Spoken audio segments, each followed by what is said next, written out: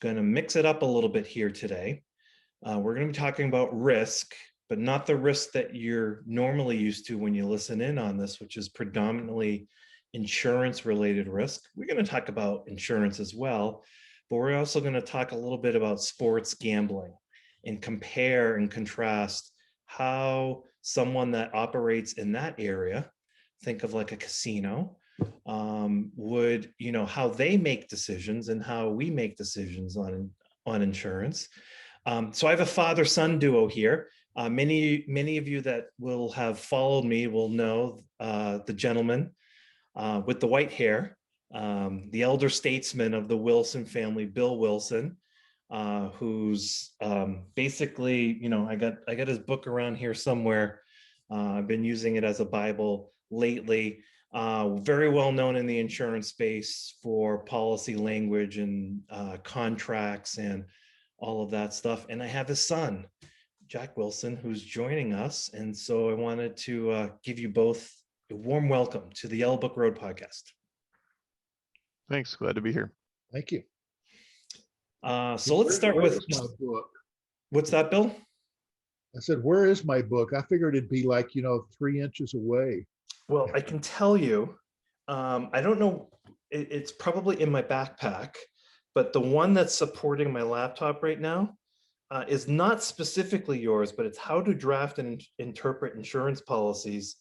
And I do see a lot of references to Bill Wilson in that book. So Hermie, yeah. You're in and around me at all times, and I'm right next to my bed. So I'm hoping by osmosis, the memes from the book kind of leap forward in my dreams. Well, I figured the digital Kindle version is probably on your phone, so you can have it immediately wherever you are. I'm positive. I'm positive. So, which is kind of coincidental because I'm recording 2 podcasts back to back, and the one after this is all on policy management systems, but also policy documentation and things like that. So this is like going to be 2 hours of this sort of stuff. You should just probably tag along to the next podcast. Is that a Policy Genius thing? It's not Policy Genius, no. Else? Okay. No, but on the agenda, we will be talking about policy language. So policy management and all of that. I hate to tangent already. Jack's sitting there like, okay, when are we gonna start talking about sports gambling? But just as a quick tangent and an aside, I have spent the whole day focused on not policy management system, but document management system. Because Bill, I think a lot of where policy management system falls apart is in the document management. We got like versions all over the place, and it's who's got the latest version of this thing that we're trying to negotiate with the insurance company. They don't have it. We can't find it. It's like, it's not the documents of the policy form that matters. I bet mistakes leak in just because nobody knows what version they're working on. So yeah, there you go. Particularly if you're a multi-state operation, you may have 5 different versions. But yes, I'm thinking of like how GitHub locks in code, and I've been watching the software team develop and do that stuff, and I'm like, we need that exact same methodology and technology for document management for the policy forms. That way, when something goes live and goes into production, that gets locked in and no one can touch it. It is like sacrosanct. No one can amend those documents. And if you want to make an amendment, there's a whole other process that we have to go through, but that's neither here nor there. So, and then there's Jack, who's sitting there just like, oh, you insurance people with your boring policy language. Jack's like, I have games tonight that I have to put odds on. So let's get into that. Let's do a quick elevator pitch. Bill, even though I think a lot of my viewers already know who you are, give me a 30-second on you, and then Jack, take a little bit more time since I think most of this podcast is really about what you do. Bill? Well, I started out as an engineer. That's kind of Dilbert-like thing. I got an engineering degree, didn't care for it, and managed to segue into the insurance industry where I became mesmerized by insurance contracts. And so I worked for ISO for counting part-time in college, almost 20 years. Went to work for the Big I state affiliate in Tennessee, doing education and research and technical stuff for agents. Then moved after 11 years to the Big I National, where I was for 17 years until retiring at the end of 2016. And since then, I've been blogging and I've written 6 books in the last 5 years. And mainly just writing, blogging, and complaining about a lot of stuff. So I've developed a pretty remarkable expertise at griping. Bill, I think you are the case study for developing expertise in something everyone else in the world doesn't really care about, and you will own the market. Yeah, if only I could find somebody willing to pay for it. We just hired a chief operating officer, and he comes from one of the companies that you almost got right name wise, and we were talking about setting up internally, as you know from the emails we've had, doing our own training on policy documentation. He's like, I got this book. It's the best. We gave it to all new employees. It's called Words Collide. I'm like, no, it's When Words Collide. I know the author very well on that. So you're a legend, Bill. Just that's more valuable than money. Yeah. But speaking of money, Jack, why don't you give us a quick intro into yourself? Sure, sure. But funny, my dad knows me. They always grew up, when I grew up, they called me Daniel, my middle name. And I think I was named after Jack Daniels whiskey, which is obviously a great sports and gambling sidekick, especially when you get a little nervous later on in the games when it's not going your way. In professionally, out in my day job, and so people are going to know me as John. I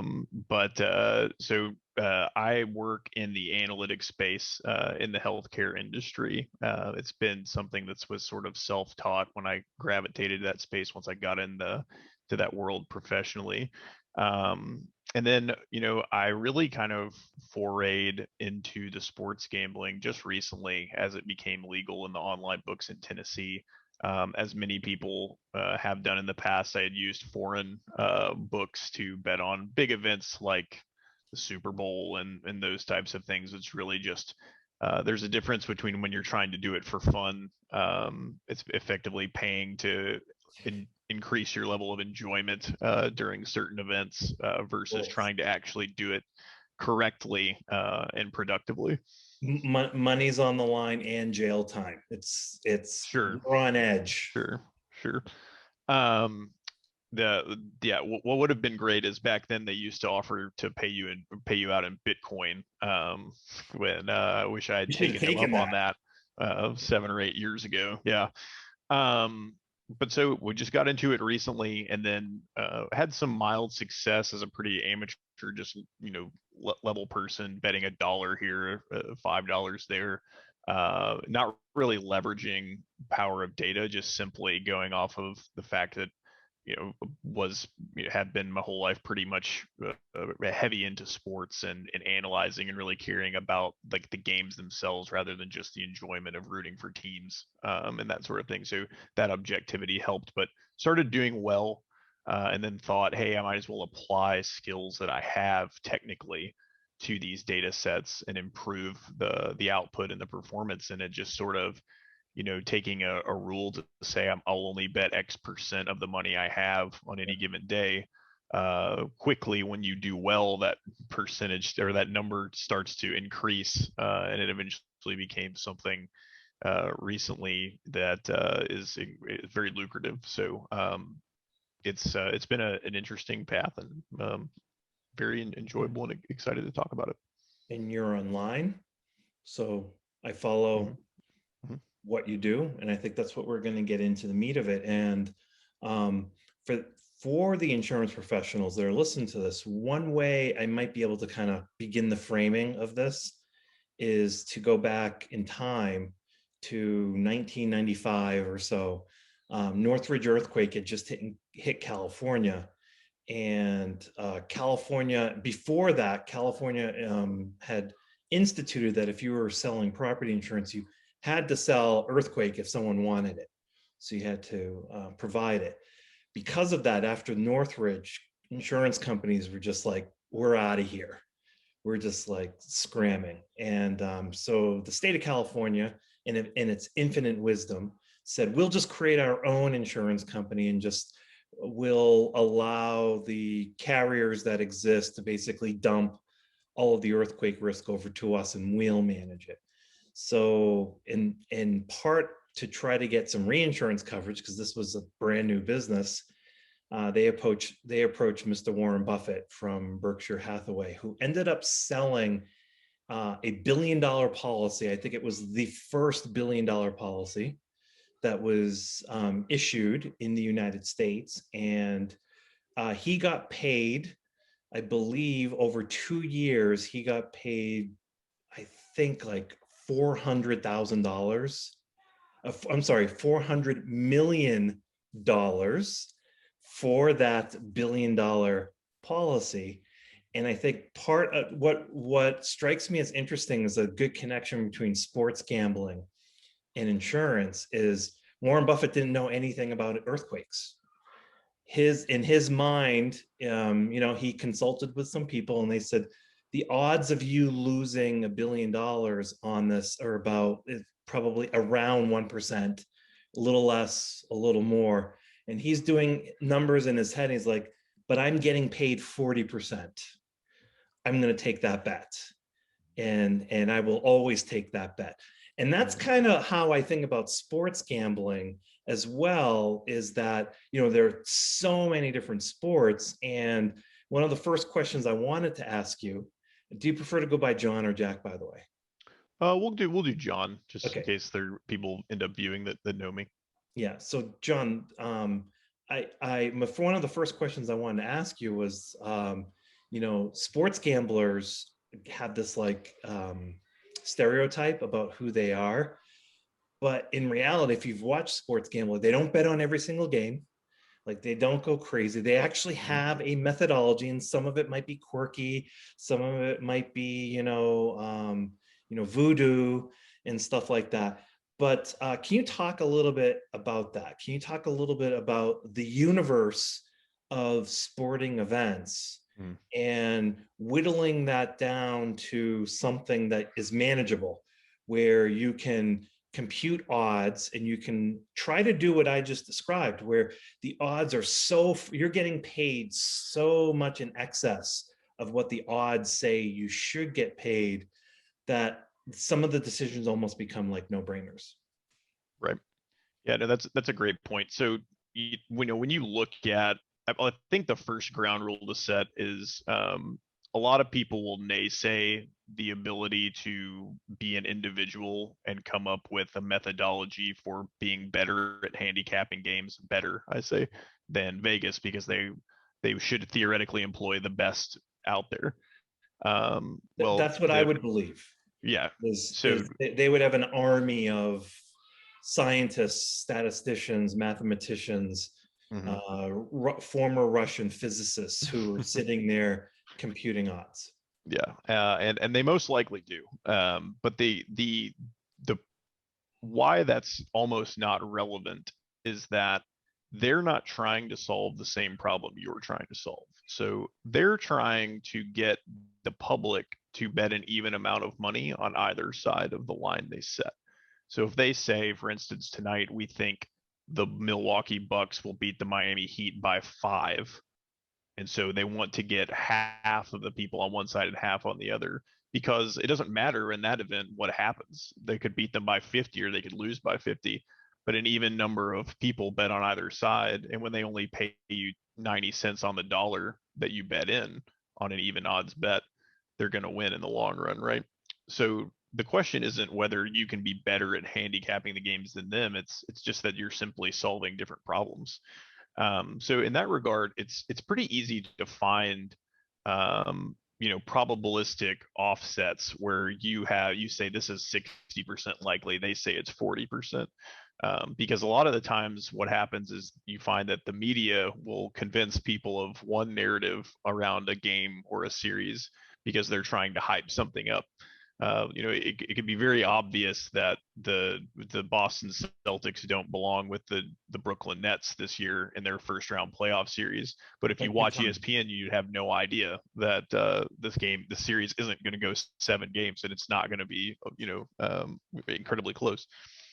So those things are pretty easy to find, and I think the like exactly what you said, where even long shot bets like in tournament formats, seeing that the Phoenix Suns are 20-1 to win the NBA Finals, when I think it's probably closer to 10-1, still isn't great, but it's twice as likely than what they're giving me. And so if they make it far in a tournament format, I can actually start betting against them because their odds have decreased so much that I would even out and make money on either side. So it's identifying a lot of those types of opportunities, like you said, where you just think, if I played this out 20 times, there's no way they would only win once, in tackling those types of events. Yes. So do you have an internal model or algorithm that you use to compute odds?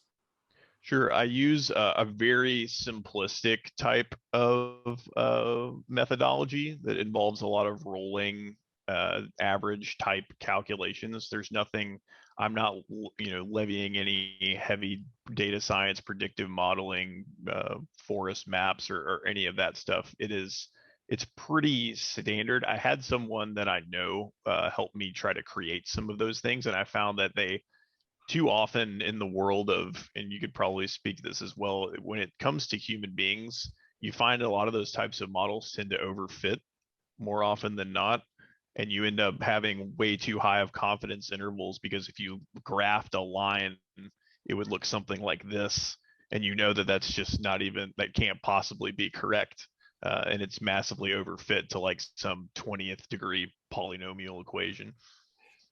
So Bill, that would be the first linkage to insurance, I think, because in my experience, that is absolutely the case. I'm thinking of even like admitted markets where there's a kind of a forced fit structure to, hey, here's this risk, here's the rate that here's this exposure, here's the rate that we think fits that exposure. But if you look into the finer details, in like any actuarial model, there's so many assumptions that are built in. It's almost like once that hits the real world buying consumer, they'll get hit with either moral hazard, adverse selection, or they'll just be plain wrong. It just won't hold up to that. What do you think about that particular element of linking how insurers compute odds and how sports gamblers compute odds and the methodology that's used? Yeah, I think, traditionally with actuarial sciences, you have pretty standard mathematical approaches that are proven over time. What I've blogged about sometimes is the movement from actuarial per se into the data scientist, predictive modeling and things like that. I saw a presentation at a CPCU convention from a guy with a company. I won't name the company, but he said they were looking at, in their auto line, at a particular individual insured being rated based on 300 different characteristics.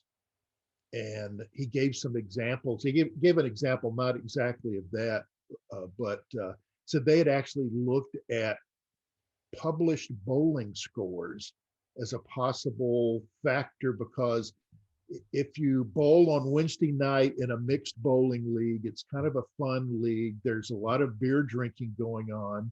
So people that have either very low scores or very high scores tend to drink more than the people in the middle. So they're more likely to drink and drive. And he said, and I know that sounds silly, but we're looking at stuff like that, and that kind of scares me in an industry like this, particularly a regulated industry where so much is on the line that how could you possibly find any value in a statistical model that looks at 300 different factors for an individual? So, Yeah. I don't know. Sometimes I think with insurance that some of these things are just fun, or they're looking, just trying to get ideas, and that I'm not sure of the practical value of it.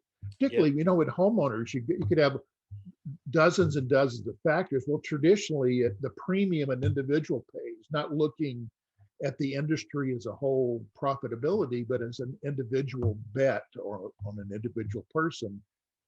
Your homeowner's premium depends on the structure of the building, frame, brick, veneer, masonry, whatever.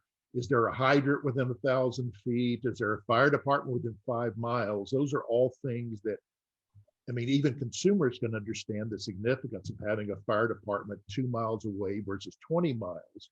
And those have historically been the rating factors or characteristics. But now if you start throwing in credit scoring and things like that, very esoteric things that, I'm not sure what it adds to the bottom line profitability of the insurance industry.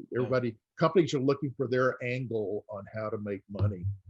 Well, not to go too far down this rabbit hole, but I think just having been in the both in an advanced mathematics program in college, some computer science work, and then being in a data science program or department in a place of like in a high technology company, that you see a lot of, I think just there's a lot of bloat in the higher education system, where you have a lot of people using curated data sets that are mass produced, and people not really learning how to practically apply a lot of these practices. And then they get out into these types of fields and they think, if I just use this big online market store data set methodology to actual human beings making decisions or not making decisions or other types of environmental factors, it'll just work. It'll predict just as well as the other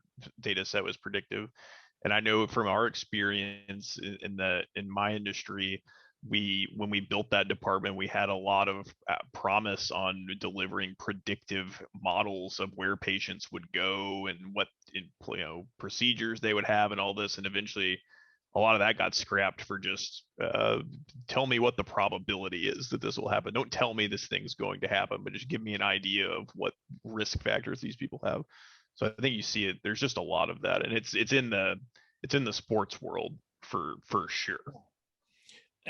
I think we're hitting on something that could be interesting, and by all means, John, when you hear Bill or myself talk about something in insurance, we're going to poke holes into your stuff. Why don't you poke holes into ours as well? That's all completely fair game. But to the overfitting and to what you just said, we've had that debate for a considerable period of time about credit scores and how, clearly there's a statistical relationship, but it's not necessarily causal, right? And I think that is potentially problematic for the insurance industry versus other industries, where I think they have a better recognition of, one, I think overfitting, but two, just how human behavior changes. So the models that they use potentially go stale, and they know that. And so there's like a constant process of, is this model still relevant? And I think because of the constraints we have, Bill, in insurance, yearly cycles and things of that nature, I don't think we put it to the same rigor as well. Like the bowling thing might actually be valid, but that can be gamed, right? Like if someone knows that that's a criteria that's potentially affecting them, then there's a way that they could, get the best of both worlds in a way and kind of play around and game that sort of thing. And I think to me, that seems like a blind spot in insurance that is also a blind spot in other industries, but at least I think they're much more aware that that happens because they're kind of exposed to it more frequently than insurance. Any thoughts on that? No, other than I guess I'm just the old guy that, and I think I need to reposition the plastic fire hydrants I have in my front yard, as long as they're, the old way could be manipulated as well, I guess. But I worry in the insurance industry about the source of the data. With sports betting, statistically, you can pretty much rely that this defensive statistics, rebound, stuff like that is probably pretty reliable and accurate. It's not like you've got, you know, 4 7-year-olds recording this data. The people that are doing it are competent. With insurance industry, when you're looking at potentially 300 rating factors, where is that data coming from? And I've written about this in my blog. I wrote about my own experience in getting an online homeowner's quote, and they got a lot of the information about my home from Zillow or one of those Trulia, those things. And I looked, and it was completely erroneous. They were off by 1,000 square feet on my home. So, I question the how comprehensively that data is being scrubbed by those that are using it, and the reliability. Yeah, well, I think that gets into another topic I want to kind of pick at here. Difference between sports gambling and insurance is margin of safety, right? So Bill, in your particular example, the way you just described it, I face that on a day-to-day basis. And I'm not in admitted markets, I'm excess and surplus lines. So we kind of cook it in, right? We kind of assume that the data is dirty, and we've built decision trees that basically says, okay, at each of these important parameters, what if the data that comes in is faulty? Would we do? Right? And we have like a worst case scenario and what we think it is, right? And we keep track of the variance as it moves along the chain before we get pricing. And this might be like something that John is more familiar with. What we do is, if we go to a decision node and we say, okay, well, the worst case scenario is this parameter. So if if the premium matches like the worst case scenario, we kind of jump on it every single time, because with better information, the risk is likely to come down, the premium likely to come down. John, when you're decision making, when you're trying to advise on, hey, here's this opportunity, there's a game going on or going to happen, and here are the different factors around that, the odds and how you should take it. How do you make decisions around which ones you actually announce? My guess is that you want to announce the ones that you think have the highest likelihood of actually occurring, but how do you do that? Sure. Well, so on the Twitter where I post my picks, and if you've seen the post, you kind of followed maybe the little game that I was doing, but we did a run of I think it was about the final 17 days of the NBA season. So from April 30th through March 16th, I basically took a theoretical $1 million, which was proportional to the amount of money that I was putting, although certainly much more desirable. You downscaled. Yeah, so we took $1 million every day and spread it across a multitude of bets, ranged from 3 to maybe 7 or 8 bets on some of the days, because you range from 3 games to 12 on any given day, and then finally all 15 games on the very last day of the season. And so it was like, how much money do you put on each one, and why do you choose the games that you choose? Some games I have rules for. There are just certain teams I don't bet on the game they're in, because they're so Jekyll and Hyde that it's not, the data are so skewed on those teams, you actually don't know what you're going to get. I think it was the Miami Heat. They played a series of games where the total score of the game it was either over 220 or under 195 for like 16 games in a row. They never went in between that. And it's like, how do you even attempt to parse some sort of correlation there? They were just either awful or they were really good that day. And so there are rules like that where they're just games I'll ignore regardless of what the data tell me.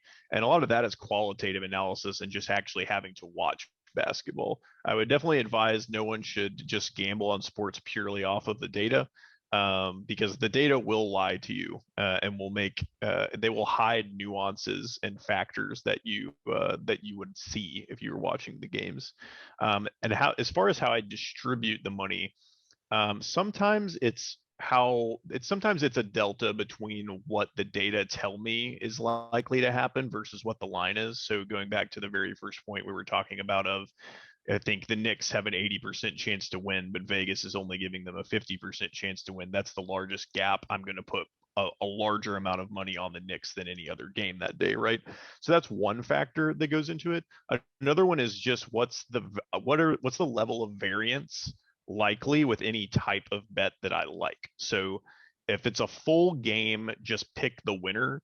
That's extremely low variance, high consistency. If the data thinks someone's likely to win, then there's a larger sample of possessions, ways they can score, stop the other team from scoring, all those sorts of things. The next level of variance down would be what's the total amount of points scored in the game, because one team can win shooting poorly as long as the other team also shoots poorly, right? But if a game is going to go high scoring, both teams have to shoot well. And so you kind of end up in a situation where you're relying on both of them to be consistent. And then finally, it would be if I'm going to bet on the score after one quarter, who's winning after one quarter, who's winning after one half, stuff like that. So it's such a smaller sample size. So even if the data tell me, hey, the Knicks haven't lost a first half in a month and a half, and the Hawks have only won 3 in the last month and a half, seems like a really high probability. There's also just fewer possessions in the game. So even though it's higher, it's more likely to happen. How much they might miss by is a much greater margin of error there. So I would put less money on those kinds of things. Yeah, that's interesting. I was friends with someone who was betting on football and basically bet the home team every week in and week out, and did awesome. Mm-hmm. I tried to duplicate what he did the next year and I got creamed. Mm-hmm. Right. How do you feel about your process? Sounds very bottoms up, like you're looking at individual pieces of games, of criteria. Would you say that you have an overarching system though? I would say yes, but I would also say it's very qualitative, and it can be time consuming. Whereas I think a lot of people the obvious parallel to sports gambling is like daily fantasy type sports, that people play a lot of, and a lot of those are basically purely numbers driven, because you're often normally not caring who wins or loses, you're simply just caring which players do well. Yeah.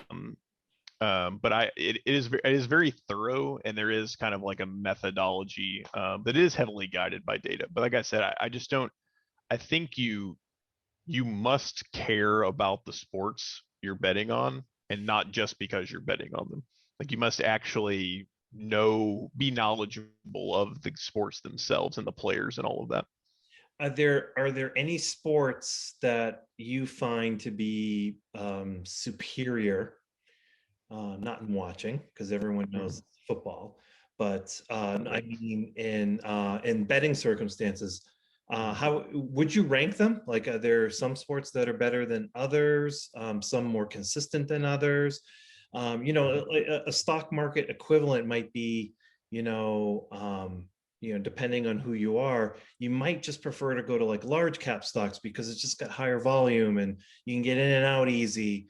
And there might be others who are more risk taking and say, I'll take the illiquid ones and take my chances on those. Yeah. Do you have an order, or are there better leagues that that you find are more conducive towards victory? Sure. I think it depends on what you're doing. So in like how you're approaching it. So for me, trying to be a daily better and bet um individually on games rather than trying to string together large parlays or do a lot of futures, which I dabble in a little bit, but not too many. um the NBA has been very good, and I've run kind of simulations of past seasons to try to test my methodology before Mhm. I applied it this year. I did find that clearly the COVID and lack of fans and that sort of thing in And arenas ask that. is a massive impact. It effectively removed any home court advantage or an analysis that I found in the NBA. If anything, actually, at the beginning of the regular season, when they had more stringent restrictions on what players were allowed to do outside of the games, like what clubs they could go to or how they could conduct themselves in free time, you actually had an advantage being on the road. Because normally you would just go back to the hotel or whatever anyway. So that stuff like that was interesting. But I would say basketball, pro basketball, because there are so many games and there are so many possessions within the games. So when the law of large numbers starts to come into play, basketball is a really interesting game because, unlike football, where you might only get the ball 6 or 7 times as a team the entire game, depending on the pace of play, or baseball, where each batter might only get 4 plate appearances on average in a game, or pitchers are only pitching 3 or 4 innings these days as they do. The sample size is much lower. So in basketball, you're looking in the NBA in particular between 80 to 90 possessions a game for both teams. It's an extremely fast-paced game these days.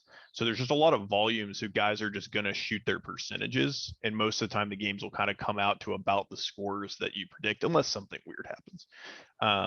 So that's number one. I will say at the beginning of the season, it was very hard because they had such a short off season because they finished their playoffs in October of last year, which is normally when they'd actually start the season.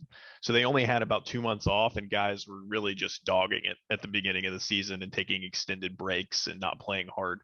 But also not playing hard all the time is helpful in gambling because there's more consistency. So if everybody's kind of just going through the motions, you're going to have a more predictable outcome. Whereas in college basketball, for instance, which is most people will say is the one sport you should never bet on, you know, and I'll start to sound probably a difference in cultural preference on what sport or viewing pleasure between NCAA and NBA basketball. But you hear oftentimes guys talk about, well, they just don't play defense in the NBA, and guys are really hustling in college. And I would not confuse hustle with good defense. In college, guys tend to be flying around and they kind of lose control of their bodies and they're diving on the ground. And it's like maybe that's not actually the best thing you should do, but it looks like they're really excited.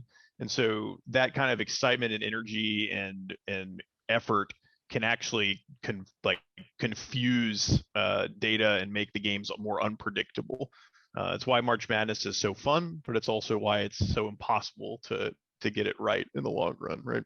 Yeah, that's so interesting. And so, No, Bill, that's go ahead, Bill. I was going to say that when he was talking about the number of possessions in the NBA and the number of shots that are taken, the number of passes the ball makes, that it sounds a lot like the law of large numbers in the insurance industry. That the more statistical granules you have, the more predictable it can be than trying to predict whether Otani is going to hit a home run in the next game or not. When you've only got a few games or a few at bats, then it's a lot tougher than trying to predict whether Steph Curry is going to hit the next 25-footer or not when you've got hundreds and hundreds of shots that he's taken.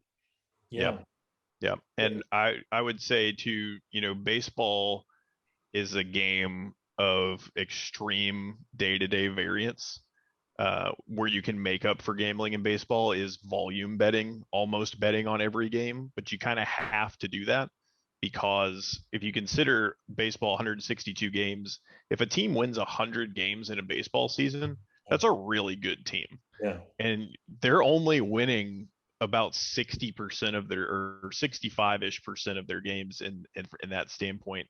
That's extremely low, when typically the best team in the NBA is winning in the mid to upper 60s out of 82 games. So they're winning, in the high 70s of win percentage. So it's just, there's just much more variance in games like that. Football is also kind of the same way, but what football has going for it is predictability in terms of scoring differential, because of the way you can only score in specific increments of numbers, right? So it's a lot easier to predict that the team will win by 3, 6, 7 versus winning by 5, because it happens so much less frequently, those sorts of things. Bill, I think a clear linkage here is what you just described, the law of large numbers, and how John's kind of framing this. It's, I think that's why auto insurance, for instance, the models that go into pricing that out are fairly robust, because you have so many accidents occurring all over the place. So like the ability to not be surprised, right, I think is much lower in auto. But then as you leave auto, it starts to become what John describes with the other sports. It starts to become not only more variable. Take homeowners, where now you're introducing both me as a homeowner, and whether I'm a good homeowner and I'm not going to, put gasoline cans from, that I was hoarding when the pipeline went down in my garage, but also the weather, right, which I have no control over, and that's highly variable. And you start to get to this, the noise starts to become really the noise. The data starts to become very noisy, and it starts to become really difficult. And I think that's a good tie-in, because it's for underwriting firms, it's how to make decisions about what are we going to put our capital up against, right? And then what are the potential opportunities? But that decision then has ramifications. Like, so for John, from what you just described on basketball, if someone decided that they were going to start betting against basketball, it'd be better to have a select few events versus spreading it out, versus what you said in baseball, which is, now you probably want to spread it out. I think we have equivalency with some decisions on what to do in insurance as well. Yeah, that sounds right. Bill, are you going to say something? No, not really.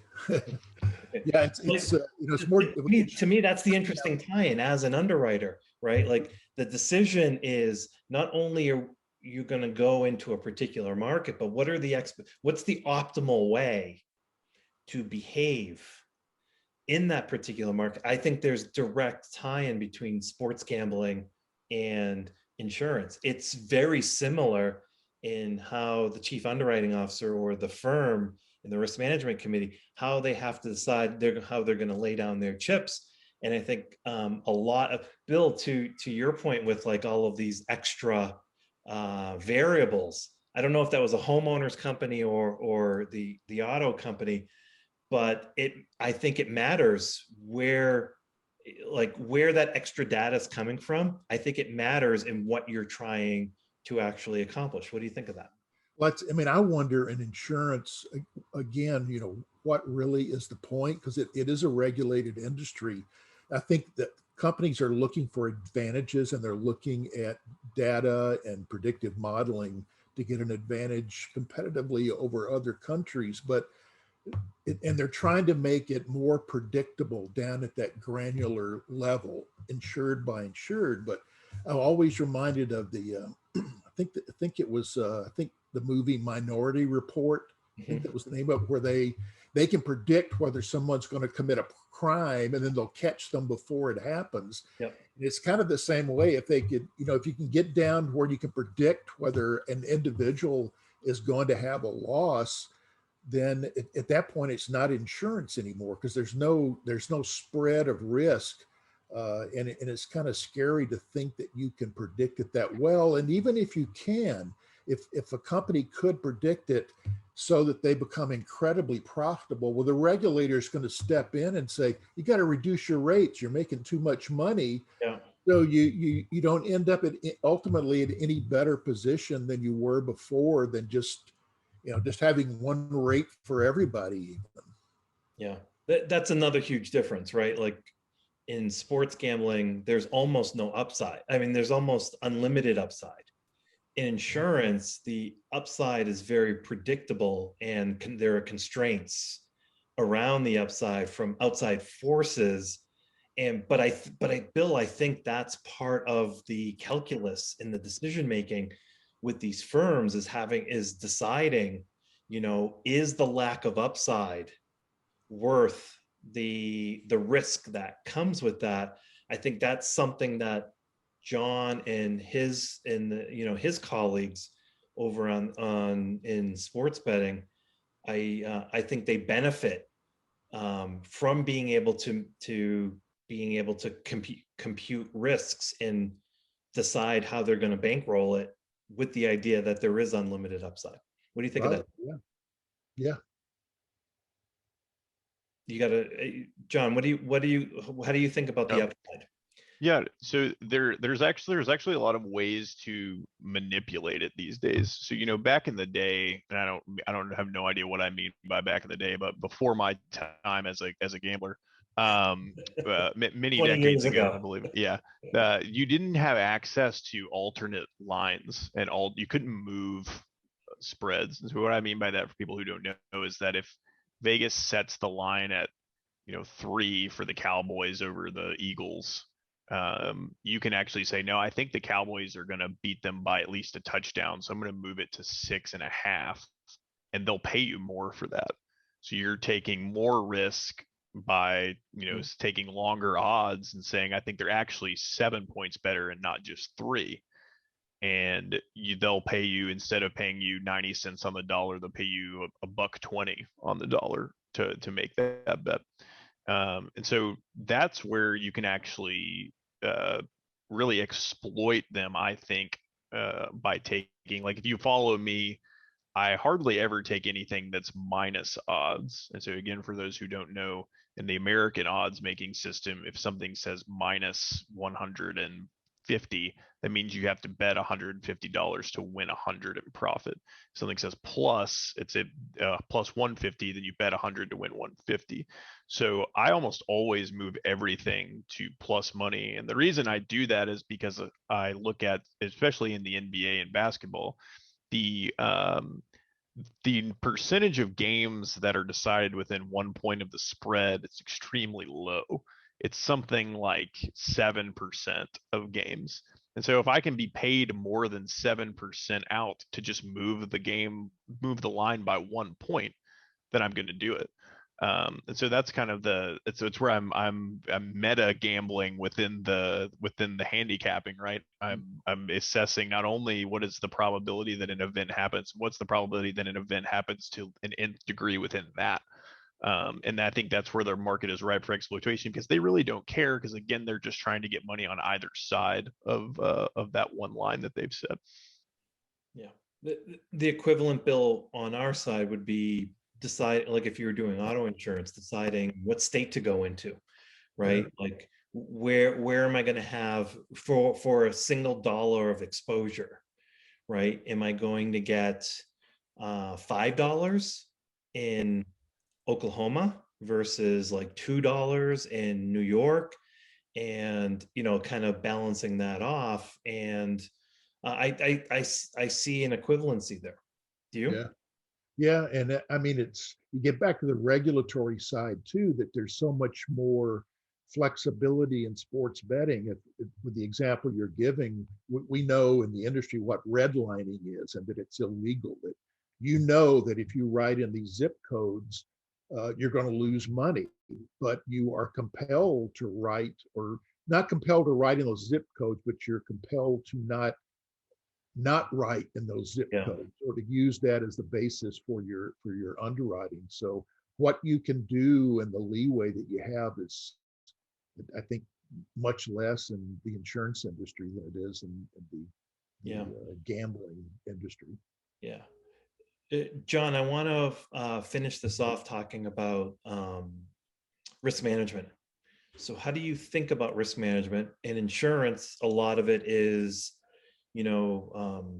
focused on, hey, we want to get the right policy holder, and geographic diversification makes a big difference, right? If get the law of large numbers to work in your favor, even if you're in weather related exposures, spreading it out from Alaska to Florida to Maine to California or Hawaii can make a very big difference, because you wouldn't expect a single meteorological event to hit too many places all at the same time. What's the equivalent over on the sports gambling side? Yeah, sure. There's a very direct equivalent, which is called hedging, or more specifically trying to middle. So what that means is, suppose I think tonight the Milwaukee Bucks will beat the Heat, but the Bucks are favored by 5, and I don't think they'll beat them by more than 5. So in this case, I actually like both the Bucks to win but the Heat to cover the spread. So I've got a 5-point window where I can put money on either side. And worst case, one of those has to happen. Either the Heat win once you add 5 points to their score, or the Bucks win the game outright. There's also a chance, I think a pretty high one, that both will happen. And so the worst case scenario is that I lose 20% of the money that I put in, because I'll get back at least one side of the money. The really high upside is that I win both bets. And so that's a technique people use. It's pretty advanced, and you need to be pretty statistically confident to do it outright. But one thing you could do is bet live on games, where if I said, hey, I think the Bucks are going to cover the spread today, they go up big early, the live line moves to 9 points instead of 5. Now I can put some amount of money on the Heat plus 9, and again, I've given myself a 5-ish point window to hit both, and at worst case I lose 10%. Or there can be instances where it can actually be so large, you can do what I said earlier, move the lines in where you get plus money on either side. You're guaranteed, no matter what, to win some percentage of money. In worst case, you win 10%, and best case, you win 200%. So that's an obvious direct correlation. As far as other risk management techniques go, it's really just battling native human psyche. Our visceral brains are very wired to negativity bias. You can't let yourself get down when you lose. We have a tendency, if I bet on every week 17 NFL game and I win 15 and lose one of them, chances are what I'm going to be thinking about later that night is, why didn't my model work on that one game? When realistically, I should be thinking about, man, like what worked, and I should be happy, but we're not wired that way. And so preventing yourself from going down a bad spiral where you start to constantly question what you're doing, thinking that it isn't working. Sometimes the best way to mitigate risk is actually to take more risks, just to prove to yourself that it's not actually wrong, that you're doing something right, which I think is odd, but there's a lot to emotionally and psychologically overcome, especially once you start betting larger and larger amounts of money relative to where you started. Yep.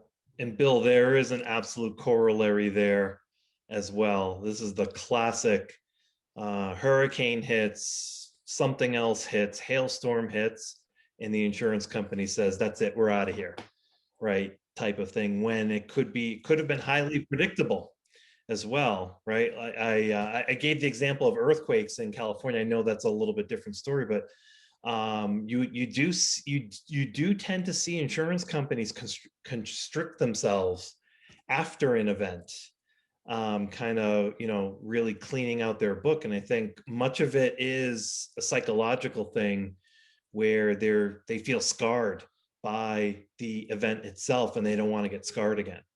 I think that the industry truly is, for an industry that accepts billions and trillions in risk, we're extremely risk aversive. Yeah.